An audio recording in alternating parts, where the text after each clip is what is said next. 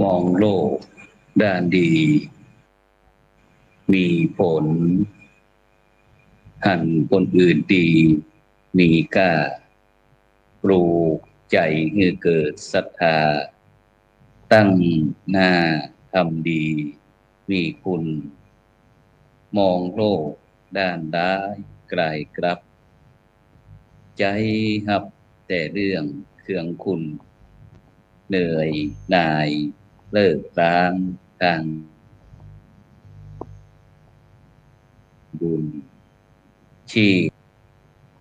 ขอกล่าวธรรมสวัสดีกับบรรดาท่านผู้ฟังแล้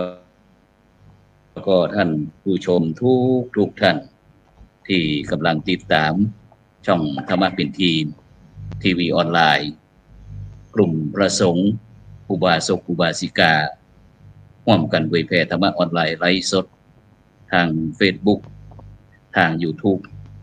แล้วก็สถานีวิทยุ FM คลื่น 104.50 เมกะเฮิรตซ์วัดฝายหินจังหวัดเชียงใหม่พร้อมถึงสถานีวิทยุเครือข่ายคลื่นสีขาว8จังหวัดภาคเหนือซึ่งในค่ำคืนวันนี้เก้ากับผมอาตมาภาพพระครูโสพลปริยัติก็ได้นำรายการเห็นธรรมเห็นเราเห็นธรรมมาพบกับบรรดาท่านผู้ฟังท่านผู้ชมเป็นประจำทุกคืนวันอาทิตย์เวลาตั้งแต่20:00 นเป็นต้นไปจนถึงเวลาประมาณ20:00 นซึ่งบรรดาท่านผู้ฟังท่านผู้ชมก็สามารถที่จะให้การสนับสนุนให้กำลังใจโดยการกดติดตามกดไลค์กดแชร์เพื่อเป็นธรรมทานแชร์นักก็ได้บุญนัก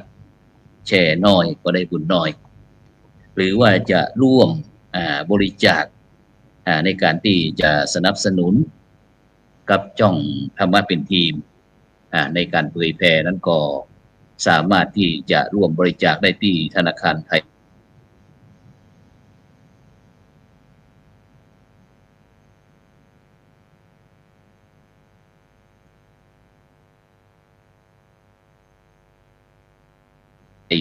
พาณิชย์เนาะเลขที่บัญชีก็14-8อมกิจชัยพรหมประดิษฐ์แล้วก็พระอาจารย์จตุรงค์ชูศรีนะ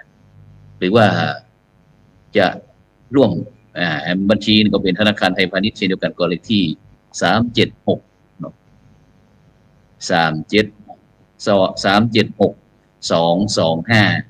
376-225-327-2ชื่อบัญชีก็พระมหาดวงทิพย์ปริยัติธารีตามกำลังเจตนาซึ่งวันนี้นั้นก็ได้ออกอากาศที่บ้านต้าสองยางหมู่ที่1ตำบลต้าสองบ้านต้าสองยางหรือว่า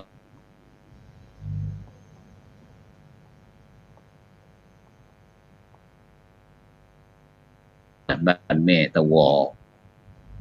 บ้านตำบลแม่เพื่อที่จะได้เดินทางตรวจเยี่ยมผลการดำเนินงานโครงการสร้างความปรองดองสมานฉันท์โดยใช้หลักธรรมทางพระพุทธศาสนาหมู่บ้านรักษาศีล5จังหวัดตากตามแผนยุทธศาสตร์ชาติ20 ปีประจำปี2566ซึ่งวันนี้บรรดาท่านผู้ฟังทั้งหลายก็บอกว่าระบบคลื่นระบบการไร้เสียงของไร้โซนของเรานั้นจะประสบผลสำเร็จได้ขนาดไหนเพราะว่าวันนี้เนี่ยเรามาอยู่ที่วัดมงคลคีรีเขตติดข้างแม่น้ำเมยสิ่งบรรดาท่านผู้ฟังท่านผู้ชมก็อาจจะได้ยินเสียงเรือที่เปิดใจแม่น้ำเมยในการเดินทางสัญจรระหว่างพี่น้องกลุ่มชาติพันธุ์กะเหรี่ยงทั้งสองฝั่งทั้งสองฝั่งซึ่งตะกี้นั้นก็ไฟก็ดับเป็นระยะซึ่งก็ได้เดินทางจากเชียงใหม่มากับขโยมก็คือคุณ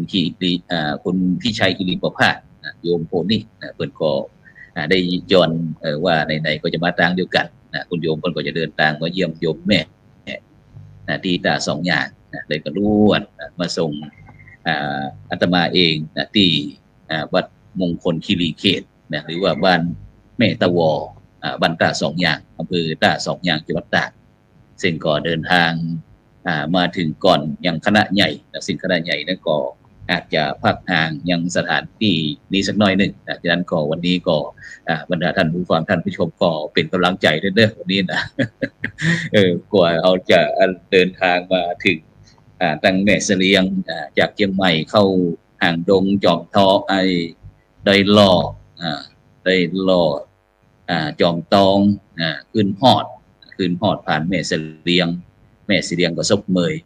มยกับตาสองอย่างผ่านมาซึ่งก็บ่ธรรมดาเช่นเดียวกันนะฉะนั้นวันนี้เขาถือว่าคืนกำไรให้กับบรรดาท่านผู้ฟังท่านผู้ชมวันนี้เขาได้มาถ่ายทอดบรรยากาศพี่น้องบ้านแม่ตะวอหรือว่าบ้านท่าสองอย่างอำเภอท่าสองอย่างจังหวัดตากนะซึ่งก็เป็นหมู่บ้านที่มีแม่น้ำเมยในการที่จะเปิ้นพ้องว่าเป็นเขตกั้นมีดอยเป็นเขตกั้นก็คือวัดมงคลคีรีวัดมงคลคีรีเขตพี่น้องวัดมงคลคีรีเขตนะซึ่งก็บอกว่าอันดอยเป็นเขต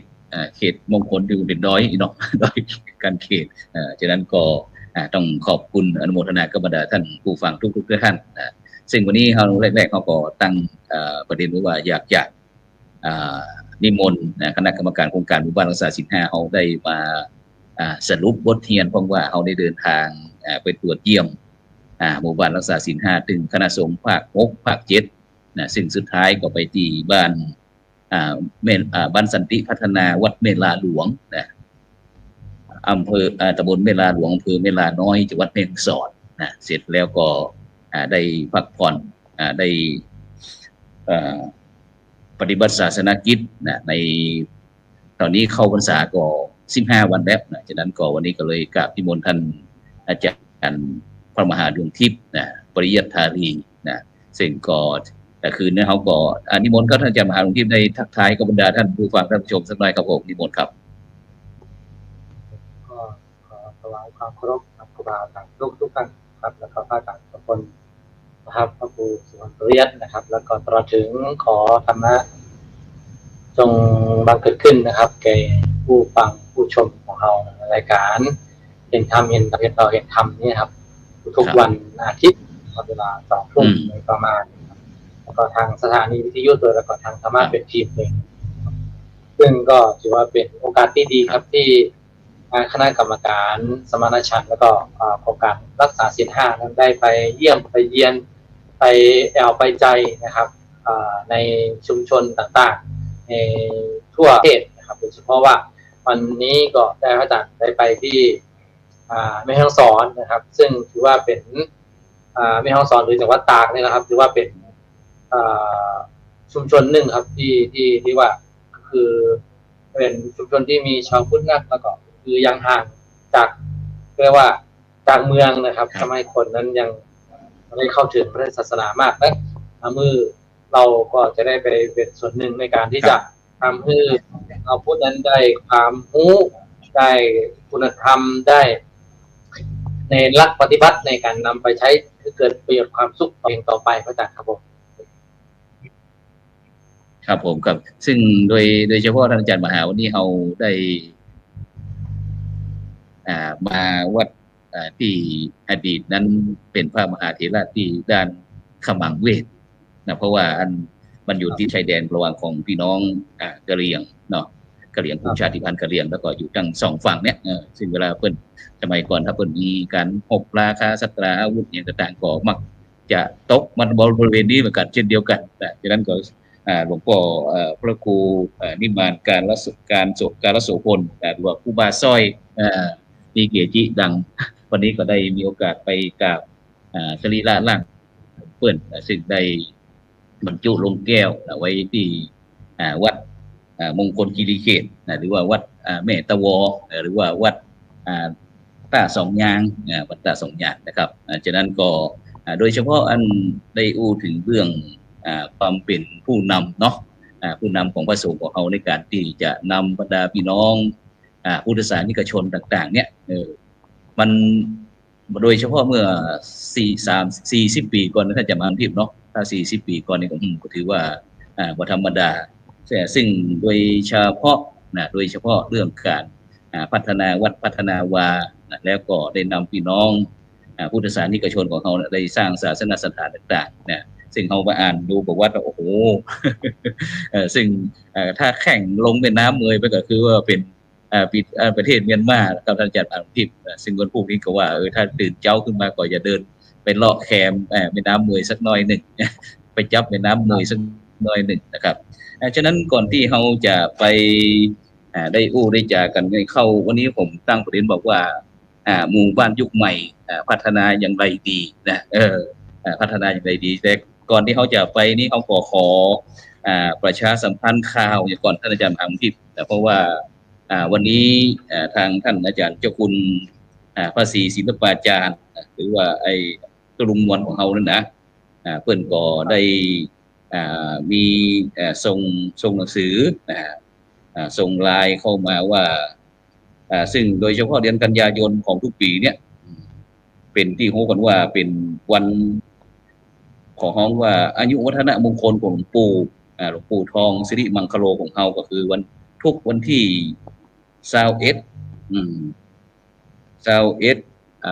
เดือนกันยายนนะซึ่งก็หลวงปู่นั้นก็ได้ศิษยานุศิษย์ต่างๆก็ได้มีการทำบุญนะแต่ในปัจจุบันนี้หลวงปู่ก็ได้มรณภาพไปแล้วก็ได้สร้าง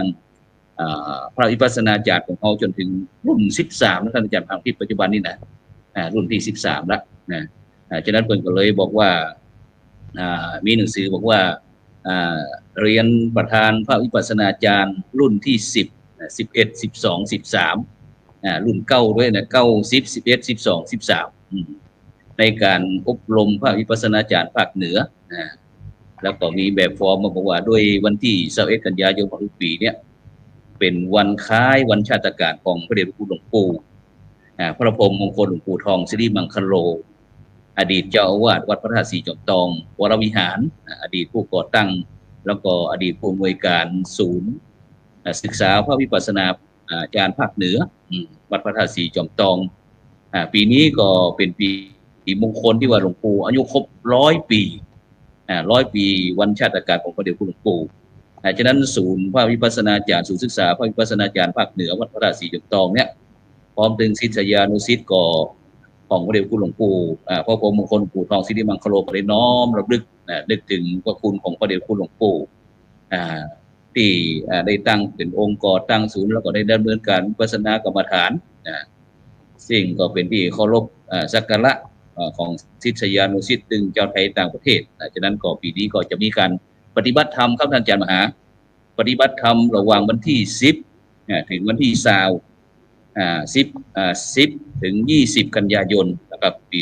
2566นะครับที่จะถึงเนี้ยนะครับฉะนั้นก็ในการนี้ก็ทางศูนย์ก็ขอความอนุเคราะห์บรรดาประธานคณะกรรมการของแต่ละรุ่นเนี่ยได้ช่วยประชาสัมพันธ์นะครับไปยังพระวิปัสสนาจารย์ผู้ผ่านการฝึกอบรมจากศูนย์นะครับว่าในวันที่20กันยาวันที่10ถึงวันที่20เนี่ยจะมีการปฏิบัติธรรมแล้วก็โดยเฉพาะวันที่20นะครับจำนวนเวลาแต่ละท่านแต่ละคนก็ตามสำนักงานสมควรนะครับแล้วก็โดยเฉพาะนะครับมือไปประชาสัมพันธ์100 วันชาติการ100 ปีวันชาติการของพระเดชพระคุณหลวงปู่นะครับในวันที่21นะครับ21กันยายน2566นะครับแล้วก็พระวิปัสสนาจารย์ที่มีความประสงค์นะครับที่จะไปร่วมงานนะครับเพิ่นก็จะมีการลงทะเบียนนะครับฉะนั้นผมก็แจ้งนะครับมือคณะครูบาอาจารย์ทุกท่านได้รับทราบนะครับว่าวันที่10นะครับ10ถึงวันที่20นี้มีการปฏิบัติธรรมถวายแก่หลวงปู่พระพรหมมงคลหลวงปู่ทองสิริมังคโลนะครับแล้วก็วันที่21นั้นก็เป็นงานอายุวัฒนมงคลนะครับซึ่งวันที่21นั้นก็คงจะเป็นวันที่21กันยายนวันนะครับโครงการหมู่บ้านรักษาศีล5นะครับเป็นวันปิดท้ายพอดีครับบ้านรักเจริญนะครับ ตำบลลาดทิพรสนะครับอำเภอตราคีจังหวัดตาคีจังหวัดนครสวรรค์นะครับนี่ก็จะไปปิดโครงการพุ่นนะครับผมได้เที่ยวงานกับหลวงปู่นะครับฉะนั้นก็เลยเชิญคณะศิษยานุศิษย์นะครับร่วมกันปฏิบัติบูชา100 ปีนะครับของพระเดชคุณหลวงปู่พระพรหมมงคลปู่ทองสิริมังคโลนะครับระหว่างวันที่10ถึงวันที่21กันยายนนะครับณมหาศาลาไทยนเรศนะครับวัดพระธาตุสีจอมทองนะครับซึ่งก็จะลงทะเบียน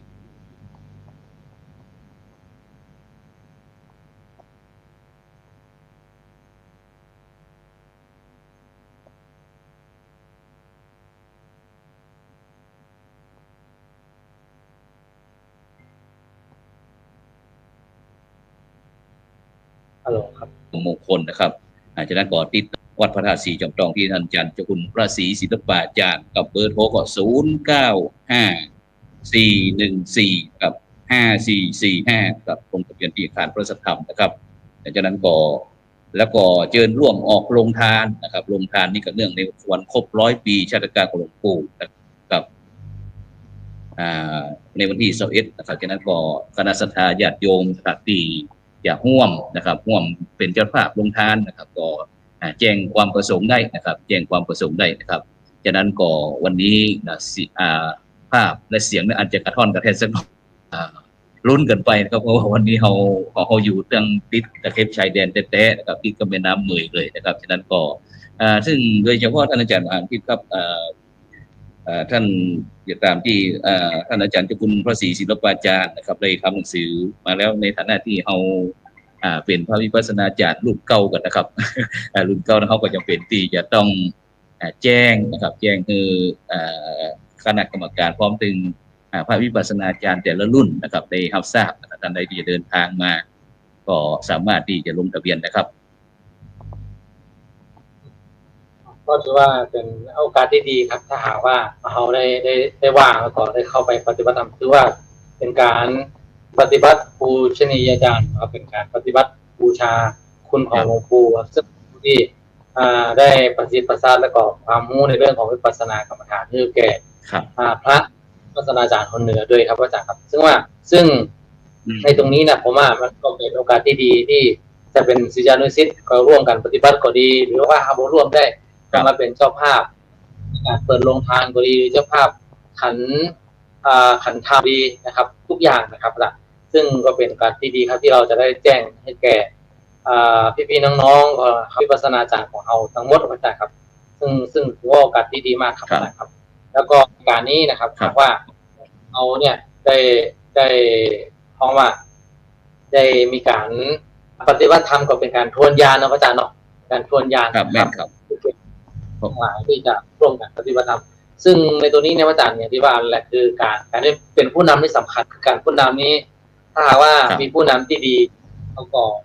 จะทำให้เรานั้นได้เดินตามหัวได้นะครับแล้วก็ทำให้การพัฒนาก็ดีการทำในการที่จะทำรงพุทธศาสนาก็ดีนะครับแต่ช่วงนี้นะครับเราก็ต้องมีในเรื่องของโลกิยะนะครับก็มีการแต่งตั้งนะรัฐมนตรีมีการแต่งตั้งครม.ต่างๆถ้าเรามาดูในวันนี้เนี่ยก็มีวิชาหนึ่งครับที่ได้สอนหนังสือเกี่ยวกับวิชาภาวะผู้นำนะครับกับสร้างสันติภาพต่างๆซึ่งในตรงนี้เนี่ยมาดูนะว่าต่างๆก่อนที่เราจะพูดว่าคือถ้าหากว่าหมู่บ้านใดก็ได้ชุมชนก็ตามนะครับหากมีผู้นำเช่นว่าที่พระอาจารย์อยู่นะครับนะที่หากว่าผู้นำพระอาจารย์ที่ได้มรณภาพไปแล้วคนดีเนี่ยมีผู้นำที่ดีก็สามารถให้ชุมชนนั้นเกิดเรียกว่าเกิดการพัฒนานะครับเกิดการแล้วก็เกิดคุกคือแก่ชุมชนได้ครับซึ่งถ้าเรามาดูในตรงนี้เราจะมี10 ประการเนาะที่เราเคยทราบกันนะครับอาจารย์ว่าก็จะทำ10 ประการนะครับอาจารย์เช่นว่ามีทานังมีการฮื้อผู้นำนี้ต้องเสียสละผู้นำต้องเสียสละถ้าหากว่าผู้นำบ่เสียสละนี่ก็เหมือนกันนะอาจารย์เนาะเพราะว่าคือในแต่ละอย่างเนี่ยถ้าหากว่าผู้นำบ่มีความเสียสละแล้วเนี่ยมันก็จะหาห้องว่าหาคนคอยตามนี่บ่ได้นะอาจารย์เนาะมีทานังมีวังมีการที่ได้ว่ามีเรื่องของการให้และปกคือเรื่องของศีลอาจารย์เนาะเรื่องของจารวัตรในอาจารย์หากว่าหางเฮานี่บ่นำตัวคือดีแล้วก็มาทำเป็นตัวอย่างให้แก่รุ่นน้องหรือลูกศิษย์แล้วก็ยากนะครับที่จะ มีคนที่จะตามได้เหมือนกันเช่นว่ามีความซื่อตรงมีอาชีวะมีความอดทนเป็นต้นมาจากซึ่งมี10 ประการนะมาจากเราเคยอู้กันทีหลังว่า10 ประการมีข้อครับซึ่งตรงนี้เป็นประการสำคัญครับในการที่จะพัฒนาชุมชนเราในการที่จะช่วยเหลือในการไม่ว่าเรื่องของคันธธุระต่างครับวิปัสสนาธุระก็ตามหรือว่าทั้งปริยัติปฏิบัติปฏิเวทเนี่ยคือตอนนี้มันต้องการที่เป็นผู้นำทางจิตวิญญาณเนี่ยนำญาติโยมครับเพื่อที่จะไปคือเกิดประโยชน์แล้วก็ทำให้ชุมชนนั้นเกิดความสุขเกิดการเข้าใจและเกิดความสามัคคีปองดองกันกระด้านเป็นต้นมาจากครับครับผมก็ซึ่งเป็นสิ่งที่สำคัญนะครับโดยเฉพาะไอ้ที่ท่านอาจารย์พระมหาดวงทิพย์นะครับปริยัติดีเพิ่นบอกว่าโดยเฉพาะนะครับในการพัฒนาบ้านพัฒนาเมืองนะครับซึ่งวันนี้เราก็เลยเนื่องเทศกาลเข้าพรรษานะครับตอนนี้ก็เข้าพรรษาได้มาเดือนหนึ่งแล้วนะครับอาจารย์มาทางที่ของเชียงตุงเขานี่2 เดือนแล้วเนาะเชียงตุงนี่เขา2 เดือนแล้วนะครับแต่ประเทศไทยเขานี่ได้1 เดือนนะครับซึ่งก็ผมเองก็จะตรวจเยี่ยมหมู่บ้านรักษาศีล5นี่ก็จะเป็นวันที่4นี่ก็จะเป็นที่บ้านท่า2 อย่างและที่เจริญพรเรียนเจริญพรให้กับบรรดาท่านผู้ฟังท่านผู้ชมได้รับทราบนะวันที่4นี่บ้านท่า2 อย่างหรือว่าบ้านแม่ตะวอหมู่ที่1ตำบลท่า2 อย่างอำเภอท่า2 อย่างจังหวัดตากวันที่5นี่ก็จะ5 กันยายนนี่ก็จะเดินทางกลับไปที่สุโขทัยกลับไปที่บ้านป้อมหมู่3ตำบลบ้านป้อมอำเภอคีรีมาศนะครับจังหวัดสุโขทัยวันที่6นี่ก็จะเป็นบ้านหาดสองแควนะครับหมู่ที่2ตำบลหาดสองแควอำเภอตรอนนะครับจังหวัดอุตรดิตถ์นะครับเสร็จแล้วก็วันที่8นั่นก็เป็นวันพระนะครับพักผ่อนก่อนนะครับพักผ่อนแล้วก็จะไปเริ่มนะครับกับวันที่11 12 13นะครับฉะนั้นเนี่ยครับท่านอาจารย์มหาครับซึ่งเขาได้ว่าหมู่บ้านยุคใหม่นะครับหรือว่าประเทศยุคใหม่เขาจะพัฒนาจะได้ดีเนี่ยซึ่งโดยเฉพาะครับในฐานะที่เขาเป็นเจ้าพุทธนะครับประเทศไทยหรือว่าที่ประเทศต่างชาติอย่างต่างหรือว่าพี่น้องประเทศเราอย่างต่างๆที่ต่างเขานับถือพุทธศาสนานะครับซึ่งเมื่อกี้นั้นท่านอาจารย์ได้อู้ถึงเรื่องหลักธรรมของการเป็นเพราะว่าผู้นำนะครับเนาะซึ่งโดยเฉพาะท่านอาจารย์ก็ได้อู้ถึงเรื่องศีลเรื่องธรรมด้วยนะครับซึ่งตรงประเด็นที่เราได้เดินทางนะครับมาตามที่พระบัญชาสมเด็จพระสังฆราชนะครับที่คณะสงฆ์เขาได้ออกมาทำงานนี่ครับตามพระบัญชาท่านอาจารย์นะไม่ใช่ว่าใครอยากจะมาก็มาได้ใครบ่อยากจะมาก็บ่มานะครับแต่เฮาปฏิบัติตามนะครับผู้บังคับบัญชาสมเด็จพระสังฆราชมีพระบัญชานะครับแต่งตั้งนะครับคณะกรรมการหรือว่าตั้งแต่โหนเหนือโหนใต้โหนกลางโหนตะวันออกนะแล้วก็คณะกรรมการบริหารกลางซึ่งก็จะมีพระเดชพระคุณหลวงพ่อสมเด็จพระมหาราชมงคลมุนีนะครับซึ่งได้รับพระบัญชาแต่งตั้งก็คือเป็นผู้ประธานโครงการนะครับหมู่บ้านรักษาศีล5ซึ่งถ้าเป็นสมัยก่อนที่เป็นจุดเริ่มต้นก็คือพระเดชพระคุณหลวงพ่อเจ้าคุณหลวงปู่สมเด็จพระมหารัชมังคลาจารย์ช่วงมหาวรปุญญเถระนะครับอดีตผู้ปฏิบัติหน้าที่สมเด็จพระสังฆราชนะครับแล้วก็วัดอดีตเจ้าอาวาสวัดปากน้ำนะครับมหาเถรประธานมหาเถรสมาคมนะครับซึ่งได้มองถึงเรื่องความที่คนไทยของเราในยุค New Normal นะครับมีการเปลี่ยนแปลงนะครับซึ่งโดยเฉพาะก็เกิดความคิดนะครับที่หลากหลายนะครับได้หลากหลายเพราะฉะนั้นเนี่ยครับโดยเฉพาะที่วิถีเจ้าพุทธของเราที่เราได้มีศีลกินได้ทำนะครับจริงโดยเฉพาะความเป็นผู้นำเนี่ยโดยความเสียสละต่างๆนะครับสิ่งตรงนี้ครับเป็นสิ่งที่สำคัญนะครับโดยเฉพาะนะครับหมู่บ้านรักษาศีล5นี้นะครับท่านอาจารย์มหาในปัจจุบันนี้นอกจากที่เขาจะดูงานเรื่องการดำเนินชีวิตการสมาอาชีพเรื่องสุขภาพนะครับแล้วก็เรื่องความเป็นอยู่ต่างๆในการขายนะครับแล้วก็นอกจากนั้นยังเกี่ยวเรื่องกับสุขภาพจิตนะครับก็คือสำนักปฏิบัติธรรมประจำจังหวัดก็ประจำอำเภอก็ประจำหมู่บ้านก็ต่างๆนี้ครับซึ่งหมู่เฮาลูกๆนะครับได้ผ่านอบรมหลักสูตรนี้มา45 วันนะครับซึ่ง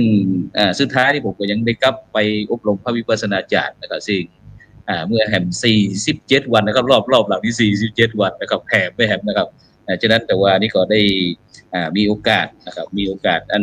ไปงานศพของท่านอาจารย์รุ่งเรืองนะครับบุญโยรสนะครับอดีตผู้ร่วมก่อตั้ง มหาวิทยาลัยมหาจุฬาลงกรณราชวิทยาลัยเขตเชียงใหม่นะครับซึ่งถือว่าเขาได้อู้ค้างเกี่ยวกับเรื่องการศึกษานะครับที่พระพุทธศาสนา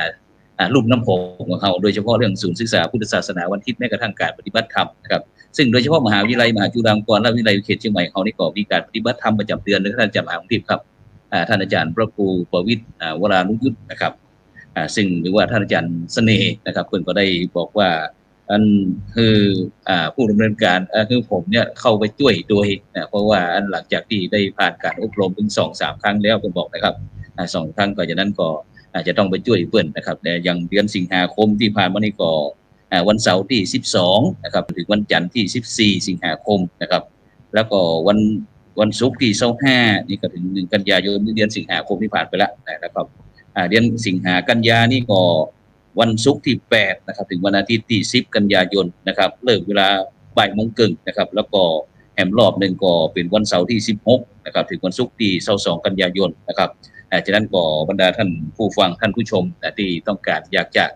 มีเวลาว่างอยากจะไปขอห้องวัดดูแลสุขภาพจิตท่านอาจารย์มหาเนาะได้พัฒนาดูแลสุขภาพจิตของเขานี่ก็สามารถที่จะติดต่อได้นะครับที่มหาวิทยาลัยมหาจุฬาลงกรณราชวิทยาลัยเขตเชียงใหม่นะครับสถานที่ปฏิบัติธรรมนี่ก็เป็นนานาชาตินะครับมจร.เขตเชียงใหม่บ้านศรีวังทานกับตำบลป่าไผ่อำเภอสันทรายจังหวัดเชียงใหม่เพราะฉะนั้นเนี่ยครับตะวานี่เขาอู้ถึงเรื่องการปฏิบัติธรรมท่านอาจารย์มหาซึ่งโดยเฉพาะถ้าเขาย้อนไปที่พี่น้องเมืองยองกับเชียงตุงเนี่ยถ้าอู้ถึงเรื่องการปฏิบัติธรรมนี้ท่านอาจารย์ช่วยตอกย้ำคำว่าพี่น้องพุทธศาสนิกชนตั้งฌานเขาเนี่ยความสนใจมากน้อยเพียงใดในการเจริญจิตภาวนา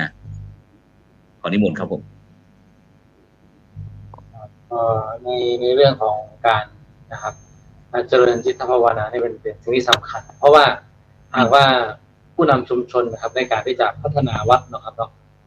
คือวัดยุคใหม่พัฒนาอย่างไรดีคือสำคัญที่สุดก็คือจิตใจนะครับเพราะว่าจิตใจนี่มันเป็นเรื่องสำคัญที่สุดนะครับหากว่าเราจิตใจเรามีความเรียกภาพอ่อนโยนวัดก็คือมันจะเชื่อมโยงกับธรรมะของผู้นำครับธรรมะของการนำชุมชนเนี่ยที่หากว่าชุมชนเราจะเป็นผู้ใหญ่บ้านนะกำนันนะหรือว่าเจ้าวาดนะครับมีมัทวะมีความภาพอ่อนโยนมีอาชีวะมีความซื่อตรงกับในการคือไม่ย่อท้อในการที่จะพัฒนานะครับในเรื่องของจิตใจว่าจิตใจถ้าจิตใจเนี่ยพร้อมนะครับในการเรื่องของกายภาพเนี่ยกายภาพนี่มันง่ายมาจากเรื่องของสิ่งแวดล้อมนะในการจัดทำเพื่อวัดนั้นเป็นที่น่ารื่นรมนะครับมันก็ต้องมาจัดใจก่อนเนาะหากว่าวัดใหญ่วัดหลงวัดแบบโอ้มโหฬารนะครับหรูหราสวยงามแต่ว่านี้เนี่ยหากว่าวัดมีกิจกรรมที่ส่งเสริมจิตใจคนนะครับอาจารย์มันก็บอได้เป็นที่ดึงดูดของคนปฏิบัติธรรมเพราะฉะนั้นเนี่ยคือพัฒนาในเรื่องของวิปัสสนาภาวนาเนี่ยโดยเฉพาะว่าณปัจจุบันนั้นเนี่ยก็คือพระสงฆ์ก็เห็นว่านอกจากว่าการพัฒนาทางเรื่องของกายภาพสิ่งแวดล้อมตึกราบ้านช่องก็ดีวัดวาอารามนะครับก็ด้วยการที่ว่าคือมันก็มีรัฐบาลมีส่วนงานของกรมการศาสนาสำนักงานพระพุทธศาสนาเข้ามาช่วยส่วนหนึ่งแล้วเนี่ยญาติโยมก็พร้อมที่จะพัฒนาแต่ว่าเรื่องของการพัฒนาจิตใจเนี่ยแล้วก็พัฒนาคนนี่มากประจักษ์ครับเพราะฉะนั้นก็คือการที่เราได้ฝึกปฏิบัติแล้วก็เนี่ยการพัฒนาจิตใจเนี่ยเป็นส่วนหนึ่งสำคัญอันหนึ่งเลยครับในการที่จะพัฒนาให้เกิดการพัฒนาที่เกิดขึ้นได้อย่างดีนะครับหากว่าเรามีการเรียกว่าปฏิบัติธรรมบ่มีผลประโยชน์ในการปฏิบัติธรรมแล้วเนี่ยคือเรียกว่าผลสาระของพุทธศาสนาเนี่ยมันก็เกิดกับเขาได้ง่ายๆนะเพราะฉะนั้นคือการที่เขาได้ร่วมกันในการปฏิบัติธรรมนั้นเป็นส่วนหนึ่งที่จะทำให้ชุมชนนั้นนะครับเกิดความพัฒนาได้อย่างก้าวกระโดดมากกว่าที่อื่นนะครับแต่ถ้าหากว่าเรามีพัฒนาด้านจิตใจพัฒนาแต่เรื่องวัตถุน่ะก็จะกลายเป็นวัตถุนิยมนะครับเป็นทัวริซึมกลายเป็นว่าคนหลงไหลนะครับหากว่ามีความเครียดความทุกข์ครับภายนอกครับเช่นว่าอยากจะได้บ้านใหญ่โตอยากจะมีรถมีราอยากจะมีต่างๆแต่ว่าไม่ได้พัฒนาในด้านวัตถุเราจะทำให้คนนั้นทุกข์คนนั้นมีการขัดแย้งกันมีการทะเลาะกันมีการทำร้ายกันครับแต่ว่าเมื่อไรก็ตามถ้าเรามีการ พัฒนาด้านของจิตใจพัฒนาเรื่องของภายในนะครับอินเนอร์พีซของเขาไปภายในเนี่ยมันก็จะทำให้การพัฒนาในเรื่องของวัตถุไปได้ดีเรื่องของจิตใจก็อยู่ได้ง่ายครับคือเกิดทั้งภายนอกแล้วก็ภายในหรือว่าถ้าพูดอีกอย่างก็คือทั้งโลกียะก็คือทางภายโลกทั้งโลกชาวโลกชาวบ้านเนี่ยก็มีความสุขกับสมบัติภายนอกนะครับโลกียะสมบัติภายในบอกพอนั้นประกอบนำพุทธศาสนาเข้าไปไว้ในจิตไว้ในใจนำหลักคำสอนของพระพุทธเจ้าไปโดยเฉพาะการปฏิบัติวิปัสสนาก็จะทำให้การอยู่ร่วมกันครับการที่จะอยู่ในโลกนี้อย่างมีความสุขเกิดประโยชน์จากเนื้อหาสาระประการแล้วได้ครับผมซึ่งโดยเฉพาะตัวนี้เขาได้พูดถึงตกค้างนะครับซึ่งท่านอาจารย์มหาดวงทิพย์แล้วก็ท่านอาจารย์มหาบริเชษฐ์นะครับซึ่งก็มีความคิดเห็นตรงกันว่าอยากจะนะครับอยากจะเอาโครงการนะครับหมู่บ้านรักษาศีล5เนี่ยได้ไปไปเปิดห้องว่าเอาไปเผยแผ่นะครับที่รัชฉานหรือว่าเจียงตุงหรือว่าเมืองยองนะครับซึ่งโดยเฉพาะนะครับที่ดูว่าผมก็ยืนยันว่าหมู่บ้านที่เจียงตุงหรือว่าเมืองยองเขามีความพร้อมทุกสิ่งทุกอย่างนะครับซึ่งก็ถ้าเป็นโครงการหมู่บ้านรักษาศีล5ก็เป็นโครงการหมู่บ้านรักษาศีล5อยู่แล้วนะครับแต่เขายังไม่ได้เอาโครงการเหล่านี้ไปเทียบนะครับเพราะว่าโดยเฉพาะนะครับที่โครงการหมู่บ้านรักษาศีล5แห่งประเทศไทยของเขานี่ก็บอกว่าจะเป็นเรื่องโครงการนะครับกิจกรรมที่หมู่บ้านดำเนินการอยู่เนี่ยนะครับซึ่งโดยเฉพาะโครงการหมู่บ้านรักษาศีล5ก็มีโครงการหมู่บ้านยั่งยืนหมู่บ้านสีขาวลดละเลิกสิ่งเสพติดอบายมุขบ้านช่อสะอาดสุจริตโปร่งใสนะครับหมู่บ้านเศรษฐกิจพอเพียงชุมชนคุณธรรมนะครับกองทุนออมทรัพย์กองทุนหมู่บ้านกลุ่มสัจจะออมทรัพย์กลุ่มเครือข่ายจิตอาสาพัฒนาสังคมจะนี่เป็นต้นนะครับและกลุ่มหมู่บ้านที่ได้รับรางวัลเนี่ยแล้วก็ คนเดียวก็สอบถามว่าคดีอาญาเนี่ยมีก็ในรอบ3 ปีเนี่ยในหมู่บ้านนี้นะครับแล้วก็ผู้ที่เกี่ยวข้องกับยาเสพติดมีก็ถ้ามีเนี่ยมีตัวนะครับการนั่นข้อมูลการทะเลาะวิวาทก็ความบ่สงบสุขเนี่ยมีก็นะครับในรอบ3 ปีนะครับแล้วก็เรื่องสาธารณสุขนะครับของหมู่บ้านในรอบ3 ปีบอกว่าจะเป็นผู้ป่วยติดเตียงตั้งครรภ์ก่อนวัยอันสมควรนะครับผู้สูงอายุที่อยู่คนเดียวแต่คนพิการในหมู่บ้านมีกี่คนนะครับนี่ก็คือข้อมูลขั้นพื้นฐานนะครับของหมู่บ้านแล้วหลังจากนั้นก็จะเป็นหมวดที่2นี่ก็จะเป็นเกี่ยวกับเรื่องการส่งเสริมการรักษาศีล5ของหมู่บ้านโดยเฉพาะเรื่องเบญจศีลเบญจธรรมนี่ครับเป็นต้นเนาะเพิ่นก็จะถามว่าศีลข้อ1เป็นจะได้มีการตั้งคณะกรรมการก่อการกำหนดเขตอภัยทานก็อย่างนี้เป็นต้นนะครับมีการคุ้มครองสิทธิสตรีเด็กก็นะครับมีการปล่อยนกปล่อยปลาก็นะครับในศีลข้อที่1ข้อที่2นี่ก็อาทินนานี่ก็บอกว่ามีการตั้งคณะกรรมการรักษาความปลอดภัยก็ชลบนะครับนี่แล้วก็ที่จะดูแลทรัพย์สินในหมู่บ้านนะครับป้องกันการลักเล็กขโมยน้อยการส่งเสริมสัมมาอาชีพประกอบสัมมาอาชีพนะครับตามหลักเบญจธรรมเนี่ยแล้วก็กองทุนนะครับช่วยเหลือพี่น้องในยามทุกข์ยากก็อย่างนี้เป็นต้นนะครับฉะนั้นตั้ง5 ข้อนะครับนี่ศีล5 ข้อแล้วก็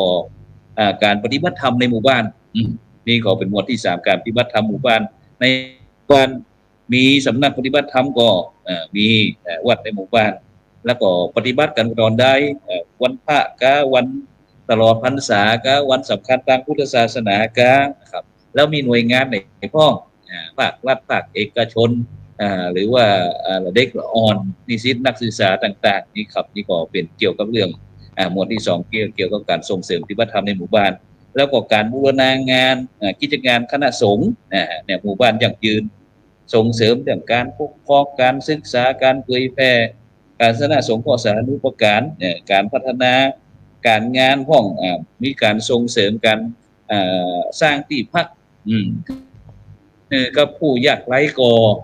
ผู้สูงอายุก่อห้องน้ำห้องสุขาครับแล้วก็มีการในหมู่บ้านนี้ปลูกผักสวนครัวหัวกินได้ก็ลดรายเริ่มลดรายจ่ายเพิ่มรายรับกินเหลือแล้วก็เอาไปขายครับนี่นะแล้วก็ในการที่คนห้องว่าการช่วยเหลือพึ่งพาอาศัยกันแล้วก็การโดยเฉพาะการพัฒนาจิต จิตอาสากลุ่มพัฒนาสถานที่ต่างๆเนี่ยอาจารย์จัดครับแล้วก็ภูมิปัญญาประเพณีประเพณีวัฒนธรรมภูมิปัญญาของหมู่บ้านมีการอนุรักษ์สืบสานนี่ครับซึ่งผมท่านอาจารย์มหาที่ฟังแล้วเนี่ยที่เชียงตุงที่เมืองยองเนี่ยมันอยู่ในนิมนต์นะครับอาจารย์ครับมีอยู่ในนิมนต์เลยซึ่งเขาก็จะครับนิมนต์ครับถ้าหากว่าเขาเนี่ยนำไปนะว่าเหมือนกับว่าไปเอาแบบเขาห้องว่าเป็นsystem management ครับอาจารย์คือว่าการจัดการนะระบบอะครับคือไปมันเป็นความเป็นเรียบร้อยแล้วก็เขาตัวอย่างคือที่จริงแล้วมันก็มีอยู่แล้วครับในชุมชนเนี่ยในหมู่บ้านต่างๆมันจะมีอยู่แล้วแค่เอาไปลงคือเกิดเรียกว่าเกิดความชัดเจนมากขึ้นเกิดการจัดการเกิดการบริหารที่ดีมากขึ้นเนี่ยผมว่ามันก็จะเป็นดีมากผมว่าเป็นโครงการที่ดีมากครับหากว่าวันหนึ่งหากว่าครูบาอาจารย์ของเราของพระสงฆ์องค์เนรของเราเนี่ยมีความสำคัญที่จะเชื่อมความสัมพันธ์ระหว่างประเทศระหว่างบ้านพี่เมืองน้องกันประจักษ์ผมว่าในอนาคตเนี่ยครับดีมากครับฟังแล้วแล้วก็ผมก็ศึกษามาตลอดว่าเขาจะทำจะใดในการที่จะนำโครงการหมู่บ้านการเกษตรไปเผยแพร่หรือว่าไปขยายออกไปนอกพื้นที่ซึ่งเป็นนอกพื้นที่นอกจากไทยก็คืออย่างสมมติว่าเราจะมีรายการพระศาสนาสีแผ่นดินเช่นว่าไปทางเมืองลาวพ่องไปทางสองปันนาพ่องไปทางเมืองจีนถึงพ่องนะครับก็เรียกว่าเป็นเรื่องลุ่มแม่น้ำโขงครับอาจจะไปทางกัมพูชาไปทางเวียดนามพ่องอย่างเพราะว่าเป็นโอ้โหวิชั่นเป็นเป้าหมายที่ดีมากครับอาจารย์ครับเป็นเขมรเป็นเวียดนามเป็นลาวเป็นพม่าเป็นจีนเป็นไทยต่างๆนี่นะครับซึ่งก็คงอย่างที่ผมได้แต่ว่าได้มีการคิดโครงการเกี่ยวกับเรื่องศูนย์ศึกษาพระพุทธศาสนาวันอาทิตย์ต่างๆนี่ก็เป็นเรื่องการศึกษาสงเคราะห์นะครับจึงฉะนั้นก็บรรดาท่านผู้ฟังท่านผู้ชมในขณะนี้ก็ติดตามรายการเห็นธรรมเห็นเราเห็นธรรมซึ่งวันนี้เขาก็จะได้หันความชัดเจนเรื่องการปฏิรูปพระพุทธศาสนานะครับในการไม่ว่าจะเป็นเรื่องการศึกษาการปกครองการศึกษาการเผยแพร่การศึกษาสงเคราะห์การสาธารณสงเคราะห์แล้วก็สาธารณูปการแล้วก็เพิ่มอีกอย่างคือพุทธมณฑลประจำจังหวัดซึ่งรายการเขาก็พยายามนะครับที่จะทำการถ่ายทอดหรือว่าประชาสัมพันธ์งานต่างๆที่ทางคณะสงฆ์ได้กระทำนะครับเพื่อที่จะได้บอกมือกับพี่น้องประชาชนพี่น้องพุทธศาสนิกชนได้รับทราบนะครับเพราะว่าโดยเฉพาะนะครับกิจกรรมต่างๆที่เอาท่านทั้งหลายได้รู้ในฐานนั้นบางครั้งก็รู้พ่องบ่รู้พ่องนะครับซึ่งโดยเฉพาะพุทธศาสนาในปัจจุบันเนี้ยมันมีหลากหลายนะครับท่านจะมาพิมพ์เนาะมีหลากหลายซึ่งโดยเฉพาะที่คนรุ่นใหม่ที่กลุ่มพระสงฆ์นักพัฒนาต่างๆที่มาอยู่ในจ่องธรรมะเป็นทีมของเรานี่ก็พยายามที่จะถ่ายทอดนะครับเพราะว่าจะเป็นภาคเหนือภาคใต้ภาคกลางภาคอีสานต่างๆนะครับเอามาให้กับบรรดาท่านผู้ฟังท่านผู้ชมได้เห็นรู้โดยเฉพาะอันที่เอามาที่บ้านแม่ตะวอบ้านแม่ตะวอหรือว่าบ้านตาสองยางนะครับที่วัดมงคลคีรีเขตนะครับซึ่งเป็นดินแดนนักบุญแห่งสองฝั่งแม่น้ำเมยบ้านแม่ตะวอครูบาสร้อยนะครับครูบาสร้อยซึ่งก็คือหลวงพ่อพระครูนิมมานการละโสพลนะครับหรือว่าครูบาสร้อยนะครับนี่ก็เทพเจ้าแห่งแม่น้ำเมยนะครับซึ่งในปัจจุบันนี้ก็มีหลวงพ่อพระครูสุเขตมงคลการนะครับรองเจ้าคณะอำเภอตาสองยางในปัจจุบันนี้นะครับฉะนั้นก็วันพุธตอนนี้ก็คณะกรรมการเขาก็คงพอฝนตกเขาท่านจำบางที่ก็ตอนนี้ฝนตกหนักมากนะครับแต่ที่ตาสองยางครับคณะกรรมการเขาก็ซึ่งเดินทางถ้าเขาเดินทางไปตั้งท่าลูกเชียงใหม่หรือว่าเชียงรายสุโขทัยพิษณุโลกที่ก็จะผ่านมาตั้งจังหวัดตากจังหวัดกำแพงเพชรแล้วก็ตากนี่นะครับเนาะเชียงใหม่เขาก็จะข้ามแม่เสลียงนี่ก็รู้สึกว่าโอ้ไกลมากๆพวกนี้ก็จะเดินทางไปที่แม่สอดนี่ก็ประมาณ130 กิโลจากแม่สอดนี่ก็จะเข้าไปที่ตากไปที่กำแพงเพชรหรือว่าจะผ่านไปที่สุโขทัยก็เหมาะเอาการเหมือนกันนะครับฉะนั้นก็บรรดาท่านผู้ฟังท่านผู้ชมก็ส่งข้อความมาทางบล็อกเนอะทุกท่านส่งความอยากจะสนทนาอยากจะสอบถามท่านอาจารย์พระมหารุ่งทิพย์ปริยธารีเขากาเพราะว่าเมื่อนานนี้ก็ มักเพราะว่าตอนนี้เพิ่นเป็นคณะผู้บริหารผู้บริหารตั้งเรื่องการจัดการศึกษาเรื่องของมหาวิทยาลัยจุฬาลงกรณ์ที่วังน้อย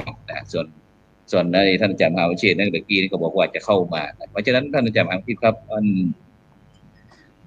โดยเฉพาะตะกี้เราได้อู้ค้างว่ากับหมู่บ้าน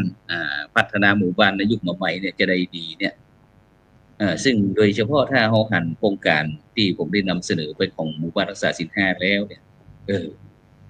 ท่านอาจารย์มีความคิดเห็นจะได้พ้อง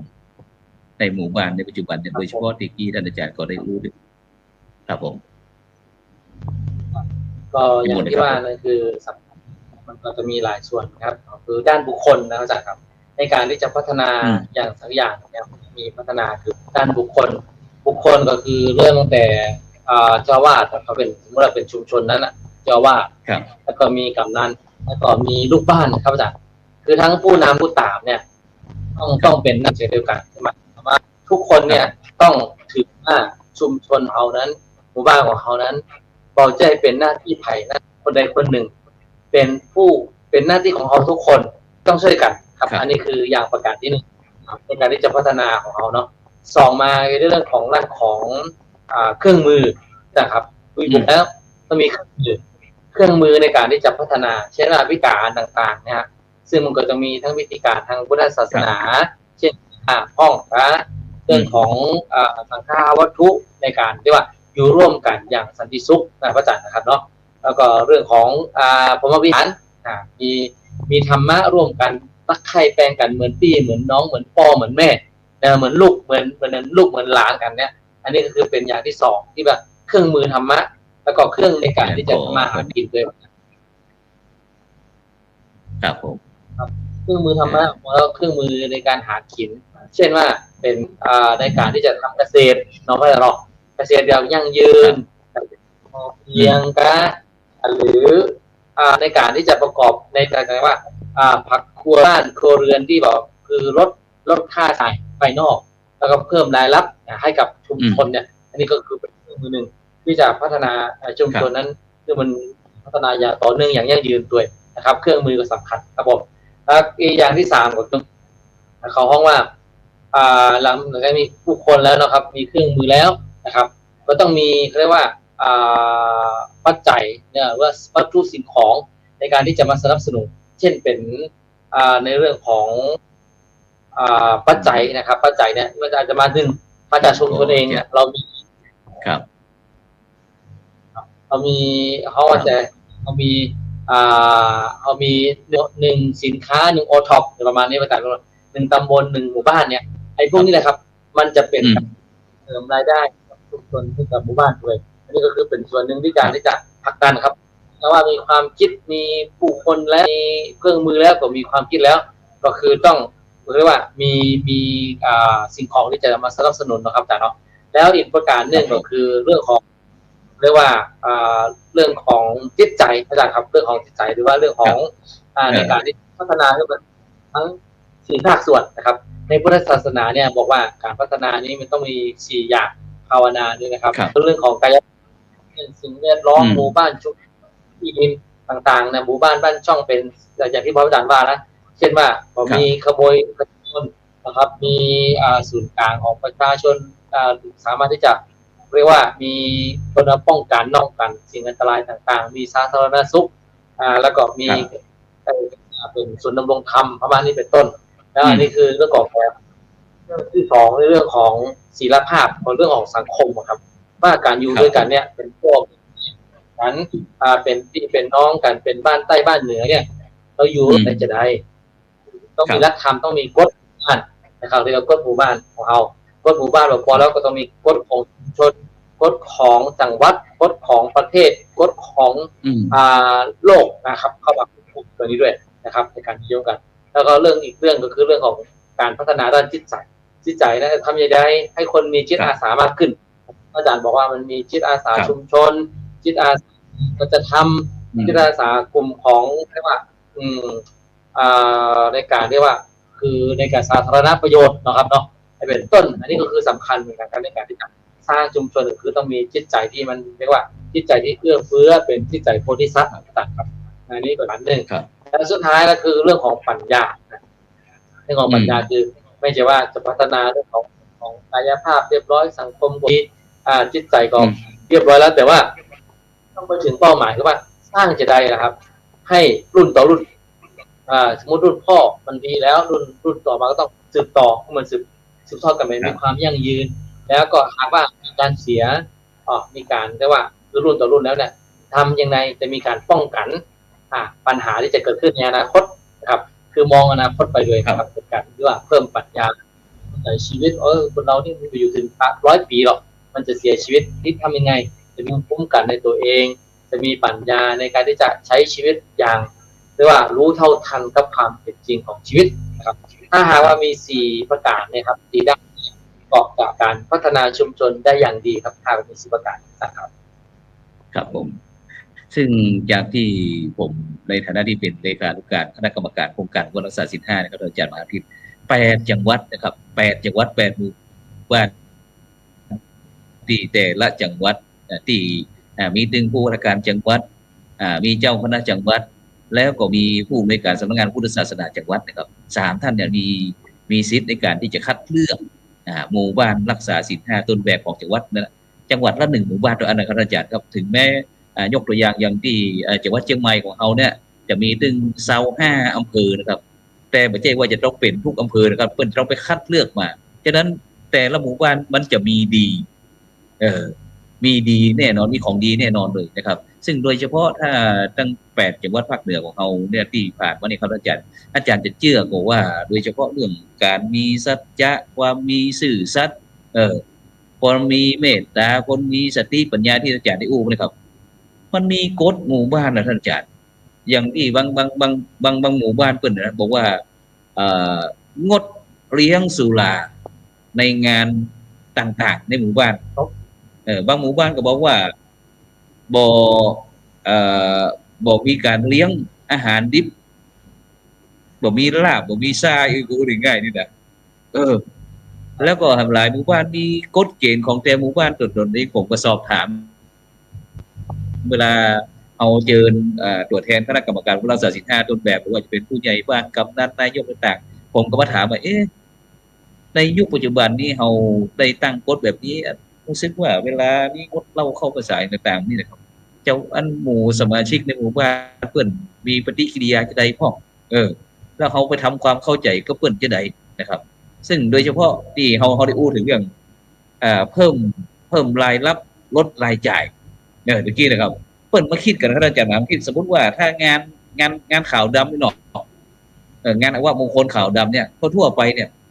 หมู่บ้านหนึ่งนี่บางครั้งบ้านหลังหนึ่งนี่คนสมัยก่อนเขาจะมักจะบอกไปรับประทานอาหารหรือว่าบอกไปกินอะไรต่างๆที่บ้านงานท่านนะครับมักจะมีขอร้องว่าสมาชิกเข้าสารก็หรือว่าจะเก็บเงินผู้สูงอายุก็เก็บออกแต่อย่างต่างๆที่จะไปช่วยงานนะครับเปิ้นก็จะบอกไปนี่กันแต่ในปัจจุบันนี้นะครับบางครั้งนี่จะต้องถ้าเกิดมีงานข่าวดำขึ้นมาบางครั้งต้องไปกู้หนี้ยืมสินมานะครับ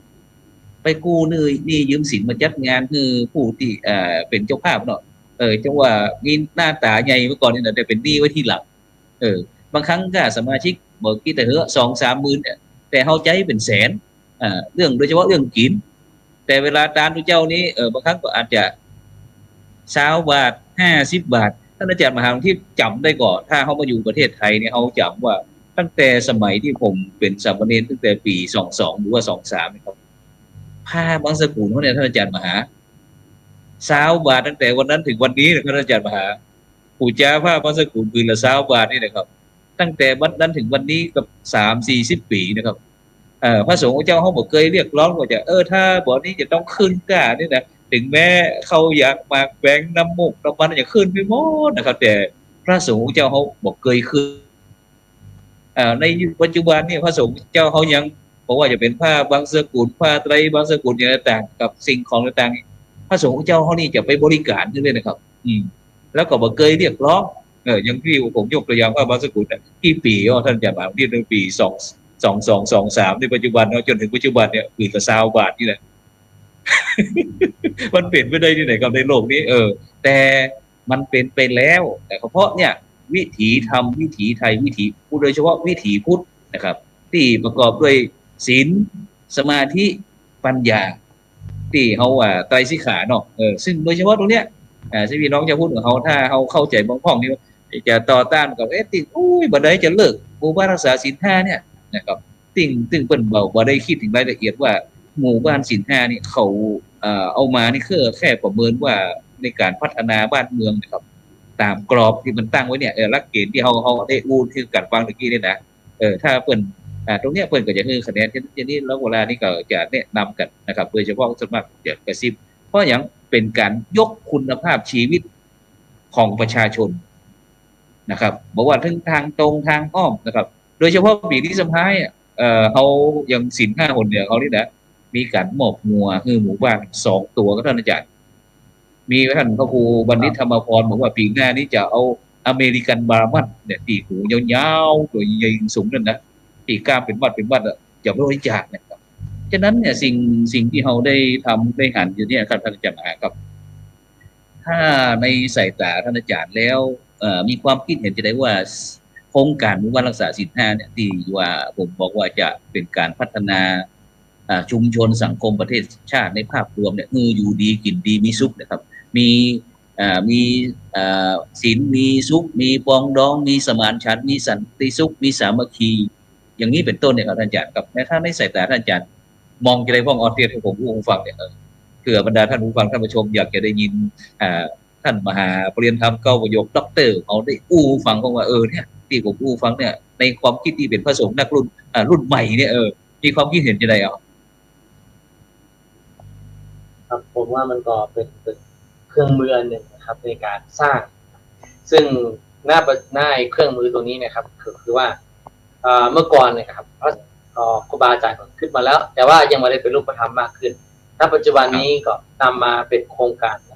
หมู่บ้านรักษาศีล5โครงการสมานฉันท์ทำเมื่อเกิดความสามัคคีทำเมื่อเกิดสันติสุขทำเมื่อเกิดความยั่งยืนทำเมื่อเกิดการอะไรว่าคือการอยู่ดีมีสุขนะครับกินดีเนี่ยคือมากขึ้นผมว่ามันปาร์ตี้ดีมากครับทีเนี้ยมันนอกจากว่าเราทำแล้วเนี่ยผมจะว่าทำเฉพาะพระสงฆ์มือชุมชนนั้นเกิดการคิดเกิดไอเดียปิ้งขึ้นมาจากว่าทำยังไงเนาะนะครับหมู่บ้านของเรานั้นจะเพิ่ม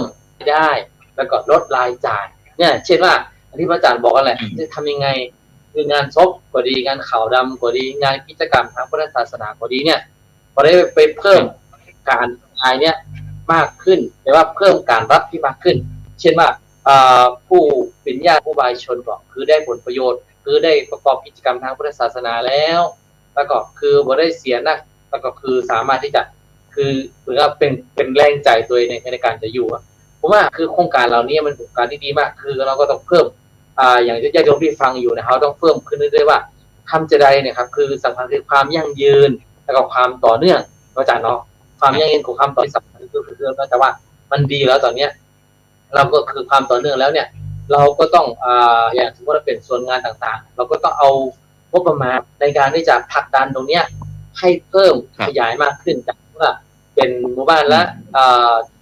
จังหวัดละ1นะครับในทุกปีเนี่ยที่ได้รับรางวัลหมู่บ้านดีเด่นนะครับก็เพิ่มเป็น2หรือว่าเป็นอำเภอละ1ขึ้นมาเรื่อยๆเพื่อที่จะเป็นแห่ง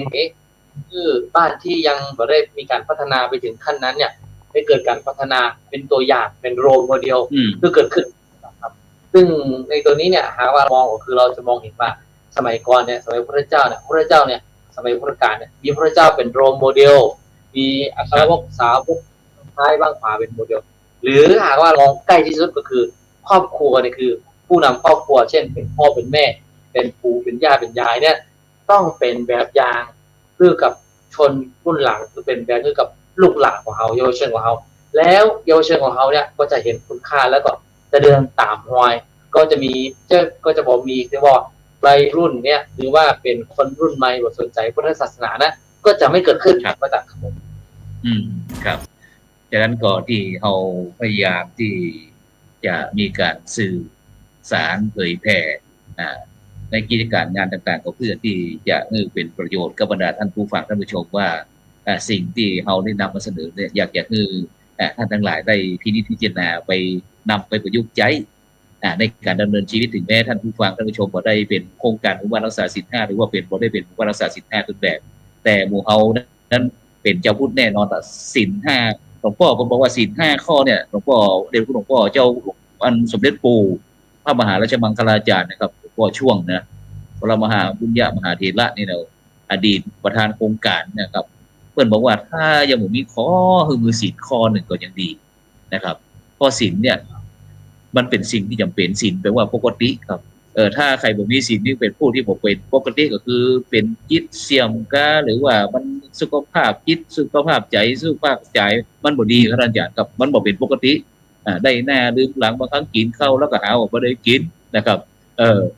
บางครั้งก็อันแว่นตาอยู่ที่หูอันเสาะหาแว่นตาเกิงวันกูมีแต่มันบ่ปกติมันผิดปกติก็แปลว่าเป็นผู้ที่ไม่มีศีลนะครับฉะนั้นก็วันนี้เวลาหมดเวลาเนี่ยแล้วครับ ฉะนั้นก็วันนี้ท่านบรรดาท่านผู้ฟังท่านผู้ชมเด้อต้องขอบคุณโมทนาก็ทุกท่านพร้อมด้วยท่านอาจารย์มหาดลที่ปริยัติธารีเดชท่านอาจารย์มหาวชิรนี่อาจจะฝนตกหรือว่าติดกิจอย่างด่วนเลยเข้ามาได้นะครับ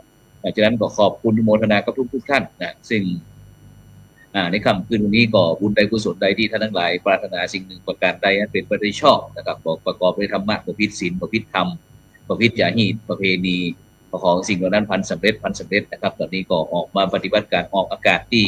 บ้านแม่ตะวอนะครับท่าสองยางอำเภอท่าสองยางจังหวัดตากนะครับฉะนั้นก่อนตอนที่ฝนก็กำลังตกมากๆนะครับตกหนักมากนะครับฉะนั้นก็คลื่นของเขาก็อาจจะกระท่อนกระแท่นพ้องนะครับฉะนั้นก็มกเป็นยักษ์นะครับส่งกระแสจิตส่งกระแสใจมาแล้วกันครับฉะนั้นก็ขอนำในการจากบรรดาท่านผู้ฟังไปก่อนรับฝันดีนะครับมีเงินใจนะครับไร้โลภะพยาธินะครับบ่เจ็บบ่จนร่ำรวยทุกคนสำหรับในค่ำคืนนี้ขอกล่าวคำว่าสาธุ